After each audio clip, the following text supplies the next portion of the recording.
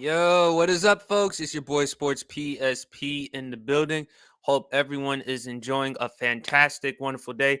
I know we're in different locations. This is actually my brother's room right now. Again, I get the office situation as fixed as possible. But anyway, we still here for Commander's Demand. Today's episode of Commander's Demand, of course, is going to be the stuff that Sports PSP is going to talk about, particularly the Washington Denver game. My predictions, key matchups in the game, what the Commanders need to do in order to win the game, and who I have winning the game. So stay tuned. Stay tuned as much as possible, folks, because Commanders Demand starts right now. You're watching Commander's Demand with your host, Sports PSP, exclusively on the Grid Network.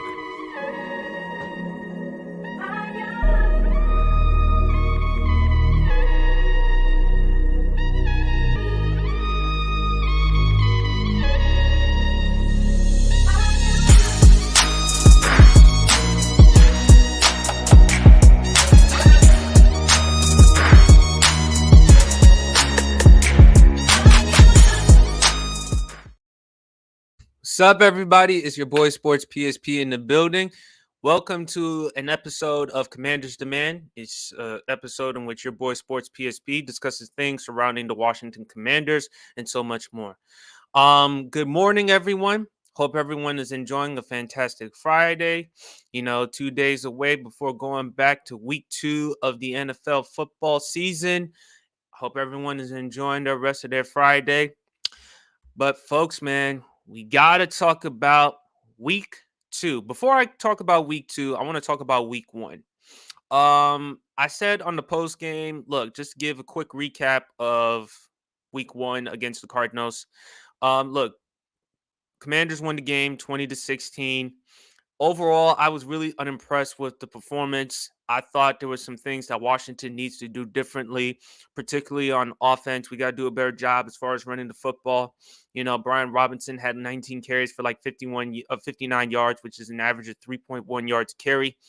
I thought our offensive line didn't do a good job protecting Sam Howell, and I think Sam Howell didn't do a good job getting rid of the ball quicker. He was sacked 6 times in that game. And it was against a team in the Arizona Cardinals that is probably going to end up getting the first overall pick, and they're going to draft Caleb Williams. If Caleb Williams decides to come out of the NFL draft, Caleb Williams, a Heisman Trophy winning quarterback from USC. So, but at the same time, people can look at it and say, hey, to each of their own. It's Washington. This is the first year under the Josh Harris era, Magic Johnson era, as opposed to the Dan Snyder era. There were some noticeable people who were in attendance, including Magic Johnson. Also, as well, Kevin Durant of the Phoenix Suns, who was a lifelong fan of the Washington Commanders. So it was great to see the fan base there. Unfortunately, there was a fight between a Baltimore Ravens fan and a couple of the Commanders fans in attendance. It's a really terrible situation. I don't want to get into the details. You can just look it up and find that out on the internet. But all I'm going to say regarding that situation, it was really unfortunate, and that shouldn't have been part of the narrative. I thought, you know what, this is the first day back of football, first year of the new ownership of Josh Harris. The fan base there, they were excited, they were electric. We don't need that type of stuff. Okay. So that's all I'm going to say regarding that situation and that situation alone. But let's talk about week 2, folks. Let's talk about week 2 between the Washington Commanders. They're going on the road 2 Mile High and face the Denver Broncos. That's why the episode is named On to Mile High. Now, if you look at this game right here between Denver and Washington, again, folks, sorry, still dealing with technical difficulties. And again, I'm still I'm not in my office, unfortunately. But if you look at Denver right now, Denver is a 3.5-point favorite heading into week 2 against Washington. They're coming off a tough loss last week to the Las Vegas Raiders. The Las Vegas Raiders won the game 17-16. Russell Wilson, And again, there's going to be a lot of pressure on him, not only this game, but also throughout the year, because this will be his first year with Sean Payton as the head coach. Last year, Denver gave up multiple first round picks and draft compensation just to acquire Russell Wilson, as well as giving him the huge contract. And last year, statistically, he came off his worst year of his career. So the Broncos, after last season, they head into the offseason. They fired Nathaniel Hackett. Only reason why they hired him is because of his rapport with Aaron Rodgers, and there was a possibility that Aaron Rodgers was going to go to Denver, but he decided to stay in Green Bay, and they were able to land Sean Payton. And Sean Payton, I do think it's a good hire for the Broncos, because I feel like for Russell Wilson, if he can't get the most out of Russell Wilson in Denver, who will at this point? Um, Now with the Raiders 17-16, overall, just watching the game, just watching the highlights of that game, I thought Russell Wilson looked pretty sharp, pretty solid in the first half. He played really well. But then in the second half, Denver, for whatever reason, they had issues with their special teams. Offense only managed to score 3 points. You look at Sean Payton with the decision making, and the Raiders capitalized and won that game 17-16. So here I came up with some things on what the Commanders need to do in order for them to go on the road to Denver and have a chance, have a good enough chance of beating the Denver Broncos. So we're going to take it one step at a time. Offense, there's taking care of the football. As I mentioned, protecting the quarterback, and the quarterback must get rid of the ball and also run the ball better. Defense, we have to keep Russell Wilson in the pocket. Don't commit too many penalties, as well as staying locked in. First step, let's go on offense, taking care of the football. Now, as you know, last week in the game against the Arizona Cardinals, the Washington Commanders did not do a good job taking care of the football. We gave up 3 turnovers in that game. Normally, you're not supposed to win many games when you're giving up that amount of turnovers. We had an interception, a lost fumble that was returned for a touchdown, and also another lost fumble. So we can't win that way. So Washington is on the road. They are a 3.5-point underdogs. In order for them to win on the road, you got to be able to take care of the football. And you got to be able, if you're a quarterback, to not put your team, your offense, in dangerous territory. So if Washington has any chance of winning this game, number one, you got to protect the football. And you can't commit too many mistakes. You can't commit too many turnovers, because normally you're not supposed to win that way. And you can't ask an awful lot from your defense, because by you giving up that many turnovers, you're also putting the defense in harm's way for them to get back on the football field and try to shut down the opposing offense. So to help out yourself and also help out your defense, who has kept you in games, do a better job taking care of the football. Now, Eric Bieniemy, Sam Howell, they're going to have to come up with different ways in order for them to protect the football. So that's number one.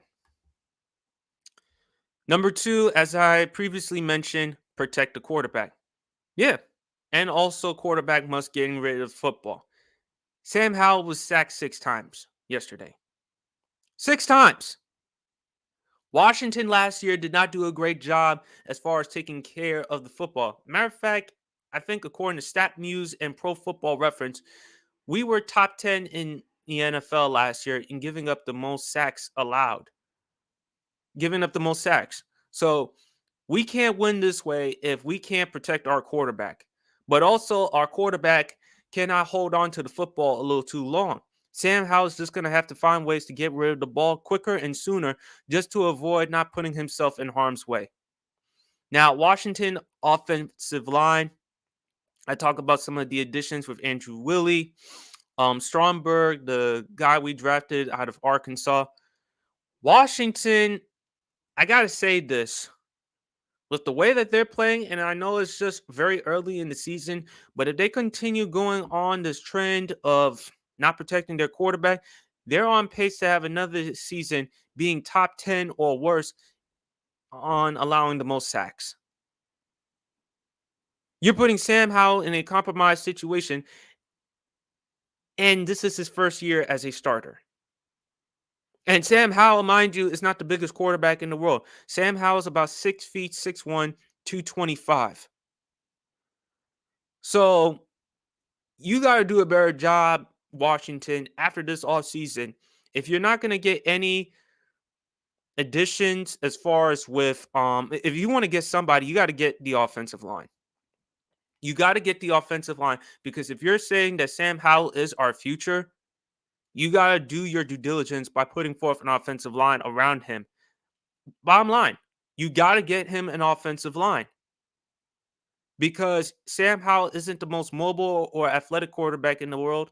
Yes, he's mobile, but not as mobile like a Justin Herbert, a Jalen Hurts, a Patrick Mahomes, or any of these top-notch quarterbacks. If you want to protect Sam Howell, and if you say he's the guy for you going forward, you got to do your part getting him offensive line. If you say he's there, if you say he's our guy, as well as any quarterback that we have.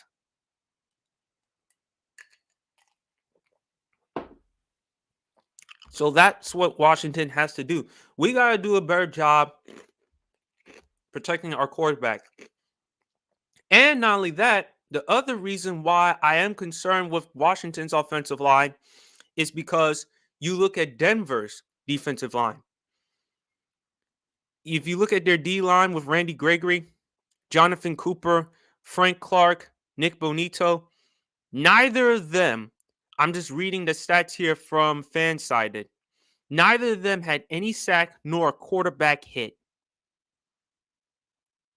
And this is a defense led by Van Joseph.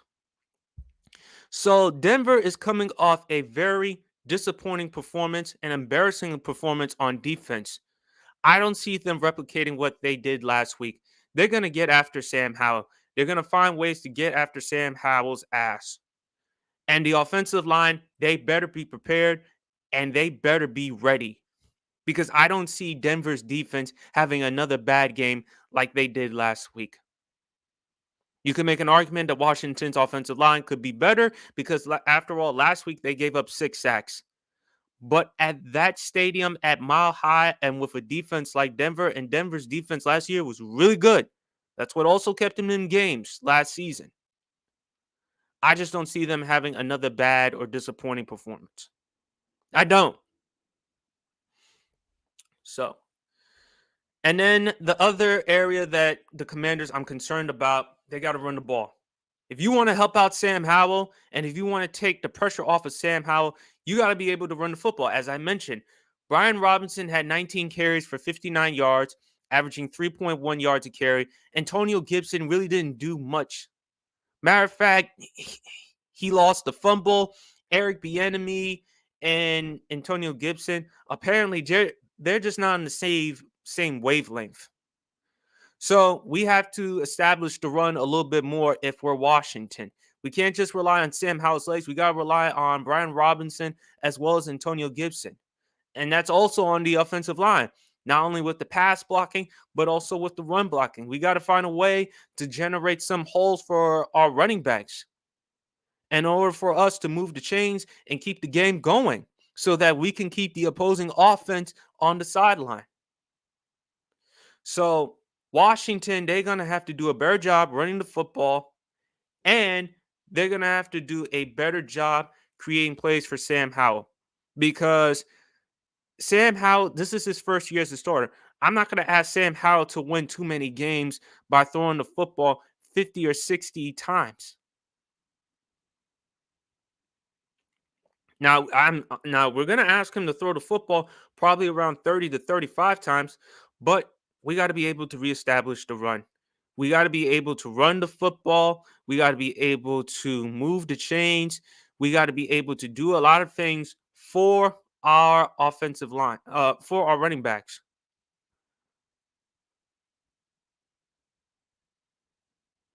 So this is going to be a key This is going to be a key step on offense.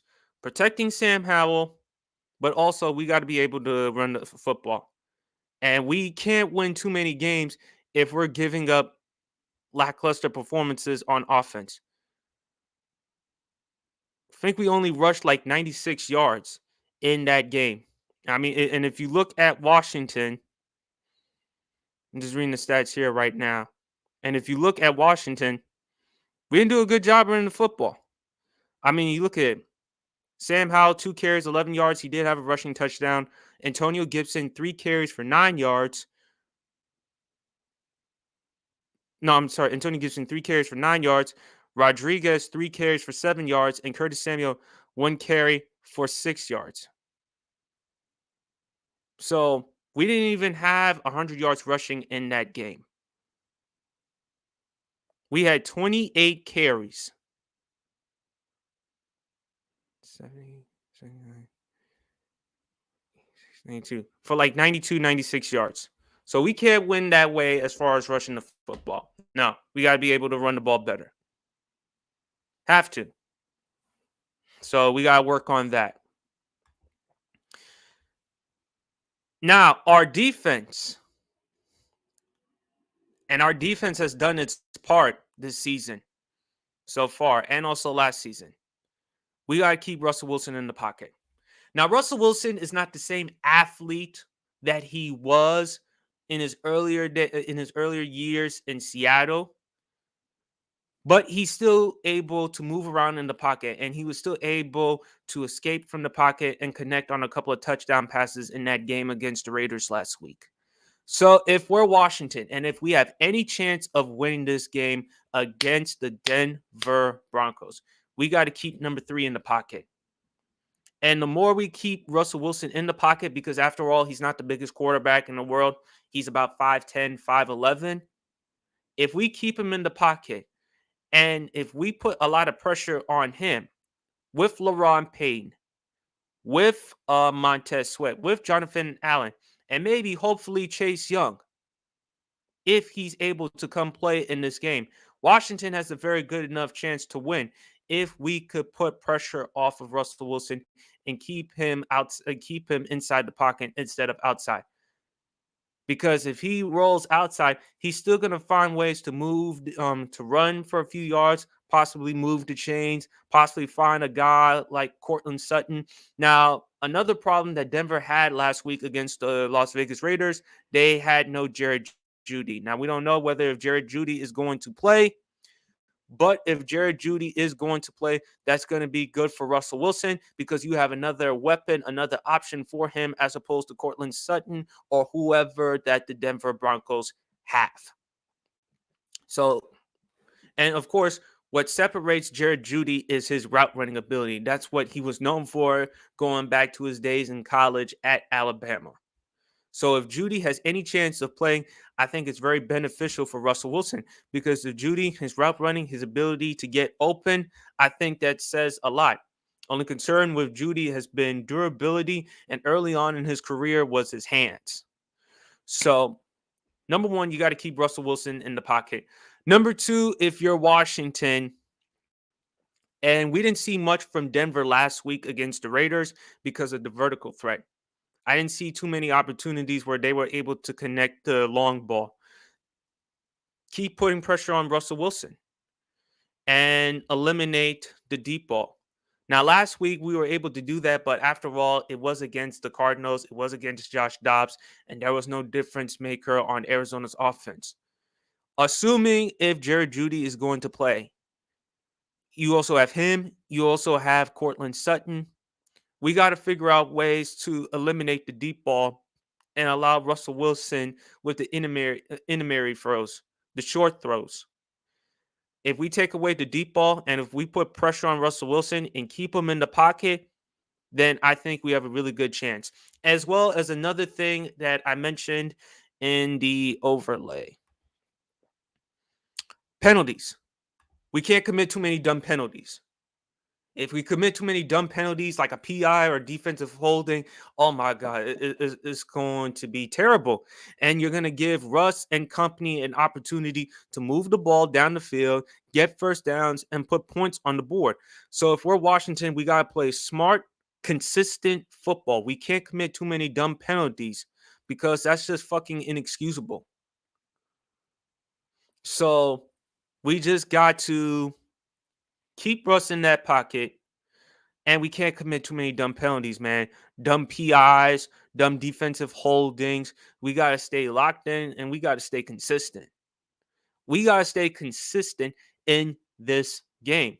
Otherwise, if we're Washington and if we're inconsistent and if we're not locked in and if we commit dumb penalties, then guess what? It's going to hurt us and we're going to lose. And our defense is not going to do its part. And I'm going to look at Ron Rivera. I'm going to look at Jack Del Rio because Jack Del Rio is the defensive coordinator as well as Ron Rivera, the head coach. And Ron Rivera, defense has been his signature. So I'm going to hold both of them accountable and as rest of the players. So we just got to stay locked in and consistent on defense. Now, the key matchup in this game between the Commanders and the Denver Broncos. That's right, folks. Terry McLaurin going up against Patrick Surtain II. Now, Terry McLaurin, why is Terry McLaurin, Patrick Surtain II such an interesting matchup? You're talking about Terry McLaurin, one of the top 10 receivers in the NFL currently, going up against arguably the best cornerback in the NFL and Patrick Surtain. And last week against the Raiders, Patrick Surtain was going up against arguably the best receiver in the game outside of Justin Jefferson of the Minnesota Vikings. That would happen to be Davante Adams of the Las Vegas Raiders. Patrick Surtain was only targeted 6 times and had 3 passes defended and did his part to contain Davante Adams. He may have a chance to do it again against Terry McLaurin because after all, Terry McLaurin is one of the top 10 receivers in football. If you could do this to Davante Adams, arguably the best wide receiver in football, you can do that to Terry McLaurin. And again, this is the Terry McLaurin has a young quarterback to throw the football to in Sam Howell. So Terry McLaurin may not have a great signature performance. Now, we did see last year at Washington when the Commanders faced the Green Bay Packers, and Terry McLaurin had his day against Jaire Alexander of the Green Bay Packers. And Jaire Alexander is a really good corner. But if Terry McLaurin does not have an amazing game, let's say he has like 4 catches for 40-something yards. Okay. Now, if Terry McLaurin has a chance to have like 10 for like $130 something and a couple of TDs and we win, I'll gladly accept that. But I'm not too concerned if I'm Washington if Terry McLaurin doesn't have a big or sensational game. You know why? Because we have a very good number 2 wide receiver in Jahan Dotson. Why is Jahan Dotson's name so relevant? Because I've talked about it constant times about McLaurin and Dotson, how they are an underrated wide receiver duo. I think these two are really unique. I think Dotson has gotten better from year 1 to now year 2 with preseason and so much more. And I think he's only going to get better. And Dotson is a key component in this game against the Broncos. Here's why. You look at the Denver Broncos stats with their cornerbacks. Patrick Surtain, he only allowed a 48.8 passer rating. But Damari Mathis, who was guarding Jacoby Myers, he gave up over 70 yards in that game, as well as a couple of touchdowns. And he also allowed a passer rating of 150.2. So, in case if Terry McLaurin is unable to show up against Patrick Surtain, in case if Terry McLaurin has a bad game or a so-so game, we have Jahan Dotson. And I do believe Jahan Dotson is going to put up some numbers if Terry McLaurin is unable to perform. If Terry McLaurin is unable to perform, hey, I got Jahan Dotson. I'm going to be okay. Him going up against Damari Mathis. Now, I don't believe Damari Mathis is going to be as bad as he was against the Raiders, but good luck dealing with Jahan Dotson because that's no easy thing to do. So so Jahan Dotson is going to get his. The only concern, however, with that is just Sam Howell, how he's going to place the football. But Jahan Dotson is going to have a big game against Damari Mathis. Maybe not as big as Jakobi Meyers, because last week Jakobi Meyers, before the injury, he was balling, had over 70 yards and a couple of touchdowns. So if Terry McLaurin is unable to perform because of Patrick Surtain, then guess what? Jahan Dotson can also step up as well. And he can also take some of the pressure off of Terry McLaurin. And also, I got to look at other people that's going to step up. Dyami Brown, Logan Thomas, even though I'm not the biggest fan of Logan Thomas because he's getting up there in age and we need a tight end at some point, I think it comes down to Jahan Dotson. Next man up. If Terry McLaurin is unable to go, then Jahan Dotson has to step up for the team. So that is going to be a key matchup because you're talking about Terry McLaurin, a top 10 wide receiver, going up against an elite cornerback in Patrick Surtain second. We want to see which one is better. Who's going to have the better game? Is it Surtain? Is it McLaurin? Now, if McLaurin has a tremendous game, and if he balls and if we win, then at some point we're going to have to put Terry McLaurin in the conversation for top five wide receivers because after all, the past 3 consecutive seasons, he's had over 1,000 yards. Last year, he made the Pro Bowl last year, and he's doing it with no-name quarterbacks. He hasn't had a legitimate top-tier quarterback to work with throughout his career. That's why I got to give my friend Bryson a tremendous amount of credit. He said about Terry McLaurin, he is DeAndre Hopkins.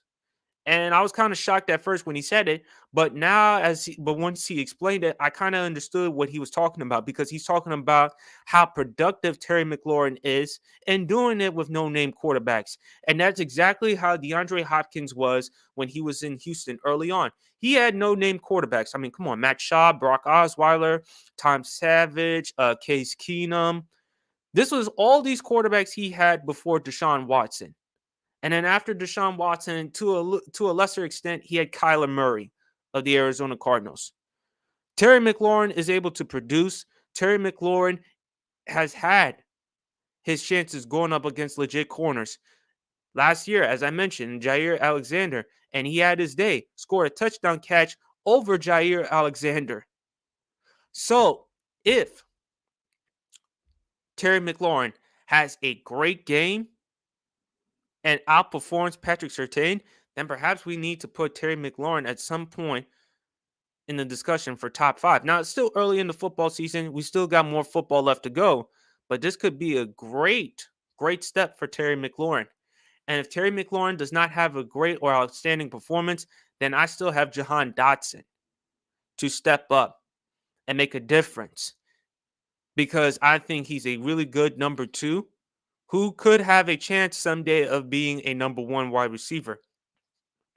And I've often said, folks, McLaurin, Dotson, the wide receiver duo is very underrated. Now, if Surtain has his day against McLaurin, then you're really going to have to give him the tremendous credit because he had to deal with Devontae last week. He's dealt with Devontae.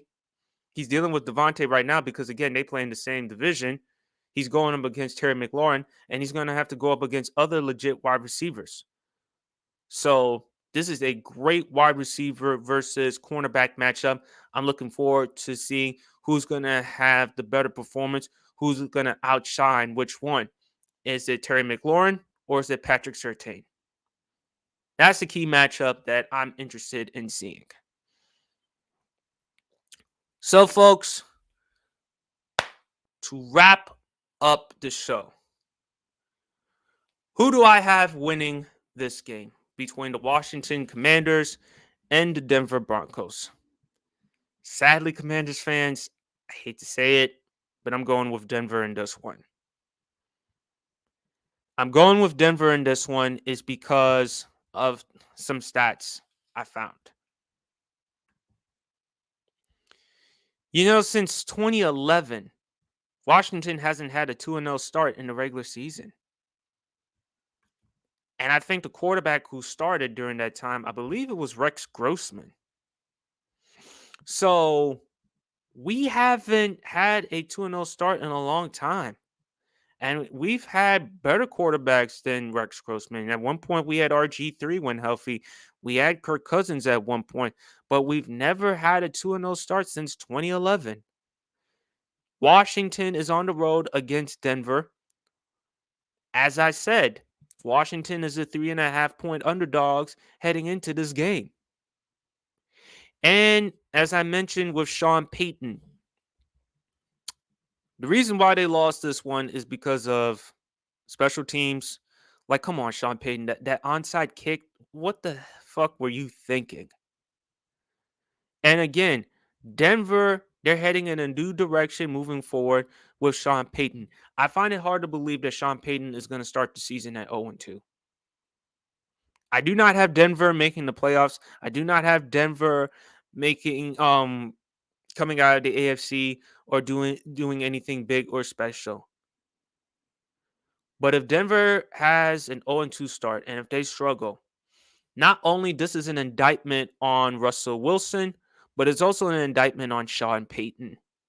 Because Sean Payton, before the season, talked a lot of smack about Nathaniel Hackett and his play calling and how they put the Broncos and Russ in a situation last year. That's on Sean Payton.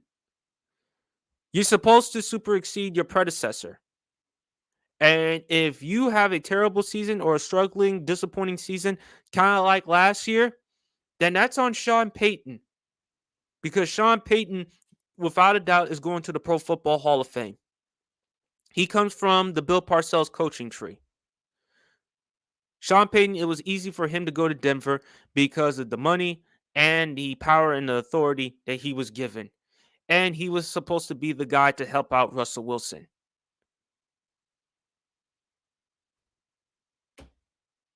I just don't see him going 0-2 this season. I just don't see him starting the season 0-2. Now, it's going to be a really heavily contested game. I have Denver winning this one 20-17.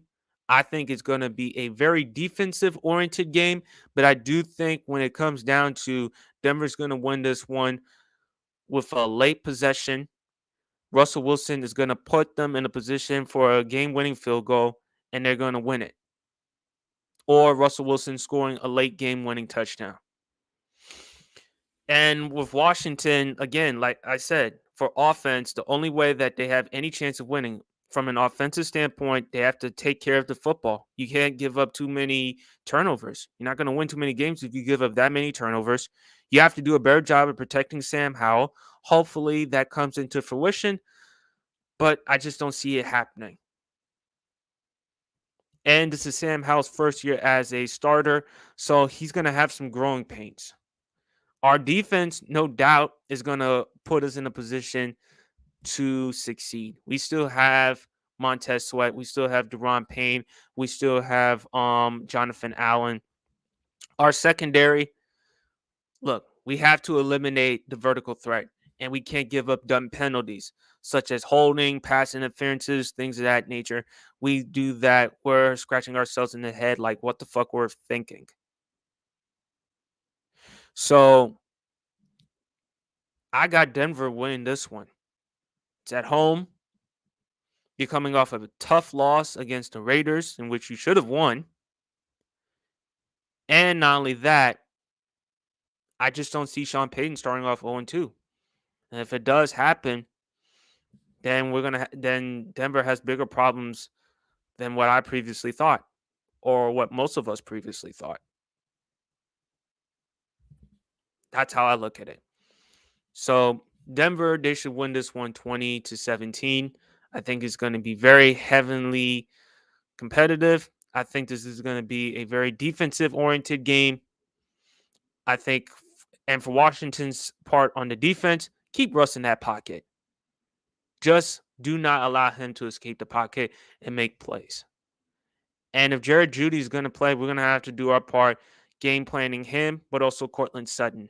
And also, I expect Forbes, Curl, our other corners, our other safeties, as well as the linebackers to step out and help out the D line because our D line is doing its part. And our cornerbacks, I know we did our part last week against Arizona, but we're going up against a different team in Denver. So we got to stay locked in and prepared. But anyway, folks, that concludes the rest of the episode of Commanders Demand. Again, Commanders Demand will be back on Wednesday night, 9:30 p.m., only on the Grid Network. It's your boy, Sports PSP. As you all know, folks, you can like and subscribe to my YouTube channel tonight. There will be the Sports PSP podcast. It will come on 9 p.m. We're going to talk about some NBA. We're going to talk about some NFL and some college football. You can also follow me on my Instagram, Sports PSP, as well as TikTok, Sports PSP3. Thank y'all for tuning in to Commanders Demand. Please like and subscribe to the Grid Network as well. Please like and subscribe to Commanders Demand as well as the other great content that is provided on the Grid Network. Thank y'all for hopping in. This is your boy Sports PSP. Enjoy the rest of your day and God bless.